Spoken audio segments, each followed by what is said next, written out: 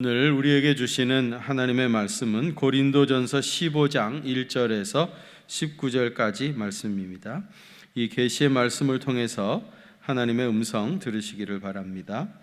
형제들아, 내가 너희에게 전한 복음을 너희에게 알게 하노니 이는 너희가 받은 것이요 또 그 가운데 선 것이라. 너희가 만일 내가 전한 그 말을 굳게 지키고 헛되이 믿지 아니하였으면 그로 말미암아 구원을 받으리라. 내가 받은 것은 먼저 너희에게 전하였노니 이는 성경대로 그리스도께서 우리 죄를 위하여 죽으시고 장사 지낸 바 되셨다가 성경대로 사흘 만에 다시 살아나사 게바에게 보이시고 후에 12 제자에게와 그 후에 500여 형제에게 일시에 보이셨나니 그 중에 지금까지 대다수는 살아있고 어떤 사람은 잠들었으며 그 후에 야고보에게 보이셨으며 그 후에 모든 사도에게와 맨 나중에 만삭되지 못하여 난 자 같은 내게도 보이셨느니라. 나는 사도 중에 가장 작은 자라. 나는 하나님의 교회를 박해하였으므로 사도라 칭함받기를 감당하지 못할 자니라. 그러나 내가 나 된 것은 하나님의 은혜로 된 것이니 내게 주신 그의 은혜가 헛되지 아니하여 내가 모든 사도보다 더 많이 수고하였으나 내가 한 것이 아니요 오직 나와 함께 하신 하나님의 은혜로라. 그러므로 나나 그들이나 이같이 전파하매 너희도 이같이 믿었느니라. 그리스도께서 죽은 자 가운데서 다시 살아나셨다 전파되었거늘 너희 중에 어떤 사람들은 어찌하여 죽은 자 가운데 부활이 없다 하느냐. 만일 죽은 자의 부활이 없으면 그리스도도 다시 살아나지 못하셨으리라. 그리스도께서 만일 다시 살아나지 못하셨으면 우리가 전파하는 것도 헛것이요 또 너희 믿음도 헛것이며 또 우리가 하나님의 거짓 증인으로 발견되리니 우리가 하나님이 그리스도를 다시 살리셨다고 증언하였습니다. 만일 죽은 자가 다시 살아나는 일이 없으면 하나님이 그리스도를 다시 살리지 아니하셨으리라. 만일 죽은 자가 다시 살아나는 일이 없으면 그리스도도 다시 살아나신 일이 없을 터이요 그리스도께서 다시 살아나신 일이 없으면 너희 믿음도 헛되고 너희가 여전히 죄 가운데 있을 것이요 또한 그리스도 안에 잠자는 자도 망하였으리니 만일 그리스도 안에서 우리가 바라는 것이 다만 이 세상의 삶뿐이라면 모든 사람 가운데 우리가 더욱 불쌍한 자이리라. 아멘. 고린도는 헬라의 아주 중요한 무역항이었고요. 그리고 헬라 철학의 본산지는 아테네인데 아테네에서 멀리 떨어져 있지 않은 도시였기 때문에 헬라 문명, 헬라 문화의 영향을 굉장히 많이 받았던 도시입니다. 그런데 헬라 사람들은요 죽은 자의 부활을 믿지 않았습니다. 그래서 바울이 아테네에서 죽은 자의 부활에 대한 설교를 했더니 거기 있던 철학하는 사람들이 바울을 조롱했다 하는 기록이 사도행전 17장 32절에 나옵니다. 대부분의 헬라 사람들은요 인간의 몸을 영을 가두어 놓는 감옥이라고 생각을 했습니다. 우리 몸이 영을 가둬두고 있다. 그래서 이 영이 우리 몸에서 벗어나려고 하면은 죽어야 된다는 겁니다. 그래서 죽음이라든지 스스로 목숨을 끊는 자살 같은 거 이런 것들이 헬라 사회에서는 굉장한 미덕으로 생각을 했었습니다. 그런데 우리 기독교의 교리는요 가장 핵심이 뭡니까? 몸의 부활이죠. 우리 기독교는 부활의 종교입니다. 만일 예수 그리스도의 부활을 역사적인 사건으로 고백하지 않는다고 하면 아마 우리 기독교는 벌써 붕괴가 됐을 것입니다. 상식적으로 죽은 자가 다시 살아났다 하는 것을 믿는 것은 그리 쉬운 일은 아니죠. 그래서 독일의 아주 유명한 신학자 중에 아돌프 불트만이라고 하는 사람이 있습니다. 이 사람은 이런 얘기를 했어요. 예수의 부활은 제자들의 신앙 속에서 부활했다. 그런 얘기를 했어요. 이게 무슨 말이겠어요? 제자들의 신앙 속에서 부활했다. 예수님이 실제로 그 몸이 부활한 것이 아니고 제자들이 그렇게 믿었다. 그렇게 믿고 싶었다. 제자들의 신앙 속에서 되어진 일이지 그것이 실제로 예수님의 몸이 부활한 건 아니다. 그런 얘기를 했습니다. 그러나 여러분, 성경은요 단 한 번도 예수님의 부활을 어떤 상징적인 사건이나 어떤 영적인 사건으로 말한 적이 없습니다. 예수님은요, 실제로 채찍에 맞으셨고요. 예수님은 실제로 십자가에 달리셨고요. 예수님은 실제로 거기서 완전히 죽으셨고요. 그리고 예수님의 몸은 실제로 다시 사셨습니다. 오늘 우리가 봉독한 본문은요, 부활이 역사적인 사건임을 증명하기 위해서 몇 가지 증거를 제시하고 있습니다. 예수님의 부활하심이 이게 완전히 역사적으로 실제로 이루어진 일이다. 주님의 죽으심도 실제로 이루어졌고 주님의 부활하심도 실제로 이루어졌다라고 하는 것을 증명하기 위해서 몇 가지 증거를 제시하는데, 그 첫 번째가 성경의 증거입니다. 성경의 증거. 여러분, 오늘 보면 3절과 4절 한번 같이 봉독하실까요? 시작. 내가 받은 것을 먼저 너희에게 전하였나니 이는 우리 죄를 위하여 죽으시고 장사 지낸 바 되셨다가 성경대로 사흘 만에 다시 살아나사. 아멘. 여기 보시면은 성경대로 우리 죄를 위하여 죽으셨고 또 성경대로 사흘 만에 다시 살아나셨다. 성경대로라고 하는 말을 의도적으로 두 번이나 반복해서 강조했습니다. 이 말은 예수님의 탄생과 죽으심 그리고 부활하심이요, 어쩌다가 돌발적으로 일어난 사건이 아니라 이미 구약 성경에 수백 차례에 걸쳐 가지고 예언이 되었던 사건이라는 겁니다. 예수님은 성경의 예언대로 오셨고 성경의 예언대로 죽으셨고 성경의 예언대로 부활하셨습니다. 성경의 예언들이 문자 그대로 예수님 안에서 다 이루어졌다는 겁니다. 시편 22편은요 다윗의 시입니다. 근데 여러분, 다윗은 연대로 얘기하면은 주전 1000년경 인물입니다. 그러니까 다윗이 살았던 시대하고요 예수님의 부활 사건하고는 약 1000년이라고 하는 엄청난 시간 공백이 있습니다. 1000년이라고 하는 엄청난 시간의 공백이 있어요. 근데 여러분, 사람들이 다윗이 쓴 시편 22편을 메시아의 순환시라고 말을 합니다.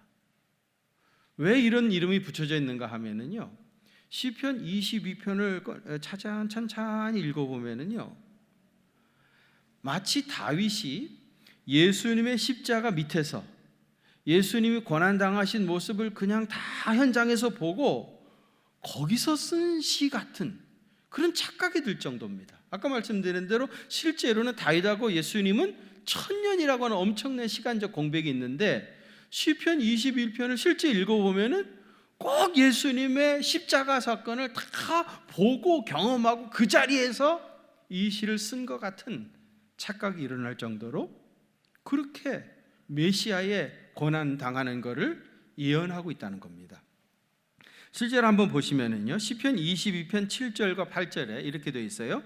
나를 보는 자는 다 나를 비웃으며 입술을 삐죽거리고. 사람들이 자기를 비웃으면서 입술을 삐죽거린다는 겁니다. 그 다음에 머리를 흔들어대며 말하기를 그가 여호와께 의탁하니 구하실걸, 그를 기뻐하시니 건지실걸 하나이다. 하나님께 구하니까 하나님이 건져줄 거야. 그렇게 사람들이 조롱을 했다는 거예요. 그런데 여러분, 예수님이 십자가에 달리셨을 때에도 정말 군중들이 똑같이 그렇게 합니다. 마태복음 27장 39절에 보면 지나가는 자들이 자기 머리를 흔들면서 예수를 모욕했다. 시편에서도 비웃으면서 입술을 흔들고 입술을 삐죽거리며 머리를 흔들다고 했는데, 예수님 군중들이요 예수님을 머리를 흔들면서 모욕을 하고, 또 마태복음 27장 43절에 보면 그가 하나님을 신뢰하니 하나님이 원하시면 이제 그를 구원하실 거라. 그가 말하기를 자기가 하나님의 아들이라고 했다. 그러면서 하나님이 구원하실 거야, 구원하시는 거 보자 하면서 군중들이 예수님을 조롱했던 거예요. 그러니까 시편 22편에 다윗이 고백했던 그 말 그대로 군중들이 예수님을 조롱할 것까지도 예언이 되어 있었던 것입니다. 또 시편 22편 18절에 보면 이런 말이 있어요. 내 겉옷을 나누며 내 속옷을 제비 뽑나이다. 그런 말씀이 나와요. 근데 여러분, 요한복음 19장 22절에서 24절에 보면은요, 예수님 십자가에 달리셨을 때 로마의 군병들이 예수님의 옷을 다 벗기죠. 그래가지고 군병들이 그걸 하나씩 다 나눠 갔습니다. 그리고 속옷은 통으로 짰기 때문에 이걸 나눌 수가 없었어요. 그래서 어떡하죠? 제비를 뽑아가지고 그 중에 한 사람이 그걸 가져간 겁니다. 여기 시편 22편 18절에 내 겉옷을 나누며 속옷을 제비 뽑나이다 그랬는데 문자 그대로 요한복음 19장에서 이루어진 겁니다. 그리고 요한은 이 기사를 기록하면서 이 말씀이 시편 22편 18절 말씀이 예언이 응한 것이다, 그렇게 기사를 기록했던 겁니다. 여러분, 예수님이 신문을 받으실 때 침묵하신 것, 또 십자가에 달리시사 가상칠언이라고 하죠. 거기서 7마디 말씀하신 것, 예수님이 목마르다고 하니까 우슬초에 신포도주를 갖다가 예수님께 드리죠. 신포도주를 받으신 것, 여러분, 이런 것들이 다 우연히 어쩌다 된 것이 아니고 구약 성경에 전체가 다 예언이 되어 있었던 겁니다. 그래서 예수님께서 마지막 숨 거두시면서 뭐라고 그러셨어요? 다 이루었다. 무슨 뜻입니까? 예언의 말씀이 다 성취되었다, 그런 뜻입니다. 그럼 예수님의 부활에 대한 예언은 없습니까? 마태복음 12장 38절에서 40절에 보면은요, 서기관과 바리새인들이 예수님께 와가지고 우리한테 표적을 좀 보여달라, 그런 얘기를 해요. 그때 예수님께서 그들에게 뭐라고 그러셔요? 이 악하고 음란한 세대는 표적을 구한다, 그러면서 선지자 요나의 표적밖에는 보일 표적이 없다. 무슨 말입니까? 표적 중에 제일 큰 표적이 요나의 표적이다, 그런 얘기예요. 여러분, 요나 이야기는 너무너무 잘 아시잖아요. 요나가 배를 타고 가다가 이제 풍랑이 일어나가지고 바다에 던져지죠. 큰 고래 뱃속에 들어가게 되어집니다. 여러분, 요나가 들어갔던 큰 고래 뱃속은 뭘 상징하겠어요? 주님이 갇히셨던 무덤을 의미하죠. 거기서 얼마 있었습니까? 3일 있었죠. 예수님이 무덤에 갇혀 계시던 3일을 상징하고요. 이 고기가 니느웨 해변가에 요나를 토해내잖아요. 이건 뭡니까?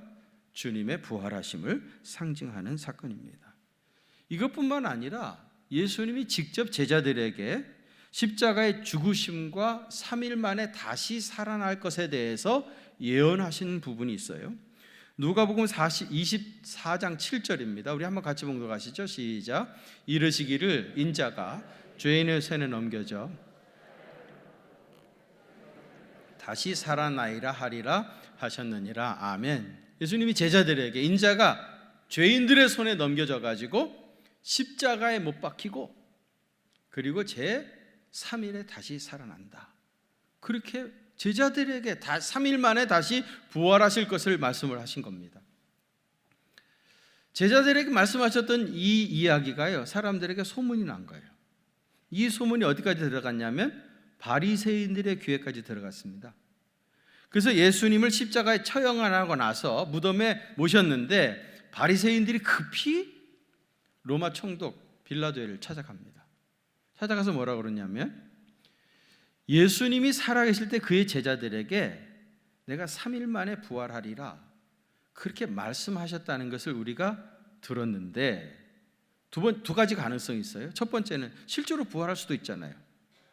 그럴 수도 있고, 또 하나는 제자들이 십자가에 달려 돌아가신 예수님의 시체를 어디다가 훔쳐가고 그리고 나서 예수님이 부활하셨다, 봐라 이 빈 무덤을 봐라, 그러면서 헛소문을 퍼뜨리기 시작한다고 하면은 굉장한 혼란이 일어날 것이다. 그러니까 로마의 군병들을 붙여가지고 예수님의 무덤을 철동같이 지켜야 된다는 거예요. 그래서 여러분, 빌라도가 군인들을 붙여가지고 예수님의 무덤을 지키게 된 겁니다. 여러분, 장사를 지내고 나서 뭐 군인들 붙여가지고 무덤을 지킨 사례가 있습니까? 그런데 여러분, 이 예수님이 3일 만에 부활하시라 그랬고 로마의 그 군병들이 철동같이 지켰습니다마는 결국은 예수님은 말씀하신 대로 부활하셨던 겁니다. 여러분, 예수님은 성경의 예언대로 죽으셨고 성경의 예언대로 부활하셨습니다. 이 일은 어쩌다가 우연히 그렇게 된 것이 아니라 예언의 말씀들이 수천 년을 통해서 예언되었던 그 말씀들이 예수님 안에서 성취되어진 겁니다. 그 다음에 두 번째는 부활의 증인들을 얘기합니다. 이게 오늘 본문 5절에서 8절에 나오는데요, 바울은 부활의 목격자들을 말하고 있어요. 5절에서 8절 한번 같이 봉독하시겠습니다. 시작.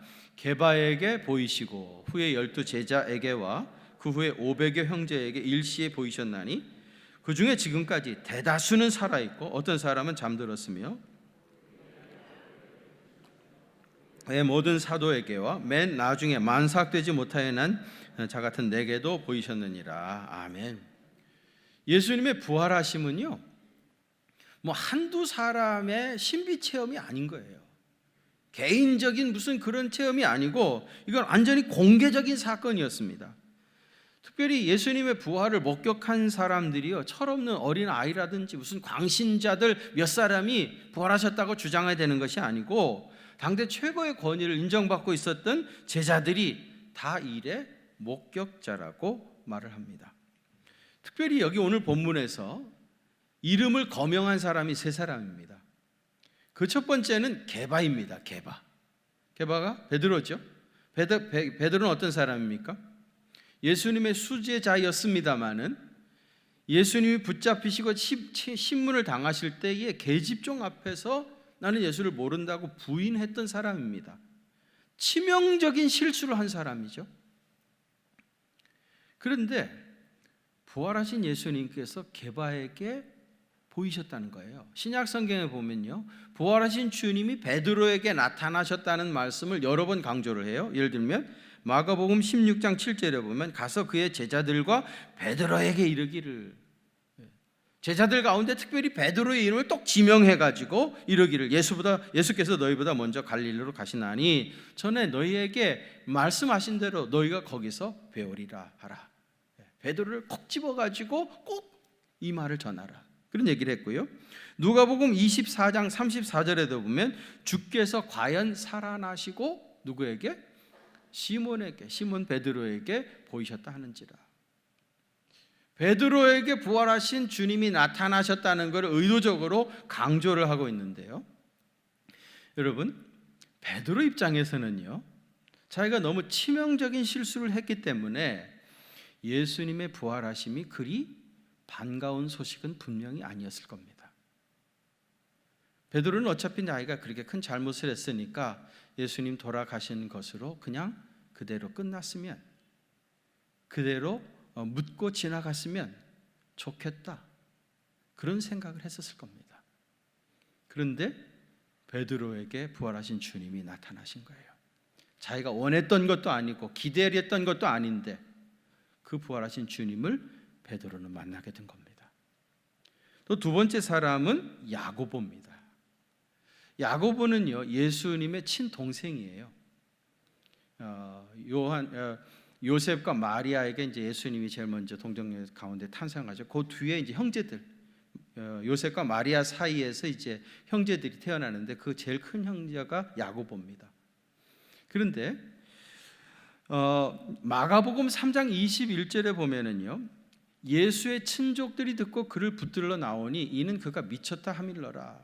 예수님의 젖동생들이 말이죠, 예수님이 하시고 다니는 것을 보고 우리 형 예수가 미쳤다, 미쳤지 않고는 저렇게 할 수가 없다, 더 이상 집안 망신시키지 말고 붙잡아가지고 집으로 데리고 가자 해가지고 예수님을 붙들러 왔던 사람이 야고보입니다. 야고보. 그런 야고보에게 부활하신 예수님이 나타나신 거예요. 부활하신 몸을 나타내 보여준 거예요. 어떻게 보면 야고보는 예수님을 메시아로 인정할 수가 없는 사람이었고 미쳤다고 할 정도로 그렇게 했었던 사람인데 부활하신 주님을 만나버리고 만 겁니다. 그러니까 그걸 어떻게 부인하겠습니까? 또 바울 자신입니다. 세 번째 사람은 바울은요, 십자가에 달린 예수를 메시아라고 고백하는 것은 이건 도저히 있을 수 없다. 십자가는 저주의 형틀인데 어떻게 저주의 형틀에 달린 예수가 메시아가 될 수 있느냐. 그래서 기독교는 완전히 잘못된 거다. 그래서 기독교를 박해하는 일에 제일 앞장섰던 사람이 바울 아닙니까? 그런데 그런 사람에게 예수님이 나타나신 거죠. 다메섹 도상에서 우리 주님께서 그에게 나타나셔서 그에게 말씀까지 하신 겁니다. 그러니까 여기서 거명했던 세 사람, 베드로, 야고보, 바울, 이런 사람들은요, 예수님의 부활을 기다렸던 사람도 아니고 반가운 소식도 아니었던 사람들입니다. 그런데도 그들이 예수님의 부활을 경험하고 나서 나중에 어떻게 됩니까? 예수님이 부활하셨다라고 하는 이 부활의 소식을 전하다가 다 순교의 제물이 되잖아요. 그들이 순교의 제물이 되었다라고 하는 것이, 이 사실이 증거하는 게 뭡니까? 원하지도 않았고 바라지도 않았던 일이 일어나 버렸는데 예수님, 부활하신 주님을 실제로 만나고 보니까 그 주님을 증거하지 않을 수가 없었던, 주님이 다시 사셨습니다. 나도 원하지 않았지만 분명히 주님은 사셨습니다. 외치다가 결국은 그들이 다 순교의 제물이 되고 말았던 겁니다. 그래서 사도 바울이 오늘 보면 9절에서부터 11절에 이렇게 고백을 해요. 나는 사도 중에 가장 작은 자라. 나는 하나님의 교회를 박해하였으므로 사도라 칭함받기를 감당하지 못할 자니라. 그러나 내가 나 된 것은 하나님의 은혜로 된 것이니 내게 주신 그의 은혜가 헛되지 아니하여 내가 모든 사람보다 더 많이 수고하였으나 내가 한 것이 아니요 오직 나와 함께 하신 하나님의 은혜로라. 그렇게 고백을 했습니다. 아마 야고보나 베드로도 똑같이 그렇게 고백을 할 수밖에 없었을 겁니다. 그 다음에 세 번째는요, 우리도 주님과 함께 부활합니다. 여러분 믿습니까? 예수님의 부활은 누구도 부인할 수 없는 역사적인 사실이에요. 오늘 보면 11절에 보면 그러므로 나나 그들이나 이같이 전파하며 너희도 이같이 믿었느니라. 주님의 부활하심을 믿은 거예요. 부활을 믿었고 그래서 그리스도인이 된 것입니다. 그런데 본문 12절에 보면 그리스도께서 죽은 자 가운데서 다시 살아나셨다 전파되었거늘 너희 중에서 어떤 사람은 어찌하여 죽은 자 가운데서 부활이 없다 하느냐. 이 말은 무슨 뜻인가 하면은 고린도 교인들이 나는 예수의 부활을 믿지 못하겠다, 그런 말이 아니에요. 예수님의 부활을 목격했던 사람 중에 태반이 지금 살아 있습니다. 대다수가 살아 있다고 그랬죠. 500여 형제에게 보이셨고 일부는 죽었지만은 예수님 부활을 목격했던 대다수가 지금 살아 있습니다. 그리고 이런 증인들이 있습니다. 베드로, 야고보, 바울 같은 증인들이 있으니까 예수님이 부활하셨다고 하는 것은 인정할 수밖에 없는 믿는 사실입니다. 그래서 그리스도인이 된 거예요. 근데 고린도교회 교인들 중에 문제는 뭐냐면은 그래 예수님 부활하신 게 맞아, 그건 인정하지만은 나도 주님과 함께 부활한다 하는 것을 받아들이지 못한 겁니다. 주님은 부활하셨지만은 나는 부활하지 않는다, 그런 믿음이 없었던 거예요.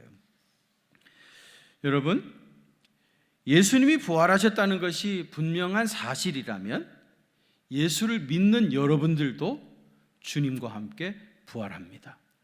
여러분 이걸 믿으시기를 바랍니다. 굳이 법적인 용어를 사용하자면 부활 사건의 판례가 있으니까 같은 조건이 형성된다면 우리도 부활하게 될 것입니다. 그래서 오늘 보면 16절에서부터 19절 말씀을 보면 만일 죽은 자가 다시 살아나는 일이 없으면 그리스도도 다시 살아나신 일이 없었을 터이요 그리스도께서 다시 살아나신 일이 없으면 너희 믿음도 헛되고 너희가 여전히 죄 가운데 있을 것이요 또한 그리스도 안에서 잠자는 자도 망하였으리니 만일 그리스도 안에서 우리가 바라는 것이 다만 이 세상의 삶뿐이라면 모든 사람 가운데 우리가 가장 불쌍한 자이라. 주님과 함께 다시 부활한다는 것이 없다면 우리는 세상에서 제일 불쌍한 자일 것이다, 그런 겁니다. 여러분 예수님이 부활의 첫 열매가 되신 것 같이 우리도 주님과 함께 부활해서 영원한 하나님의 나라에서 영원토록 살게 될 것입니다. 그래서 제가 늘 그런 소리 하죠. 이 세상에서의 장례식은 천국에서는 무슨 날이라고요? 생일날.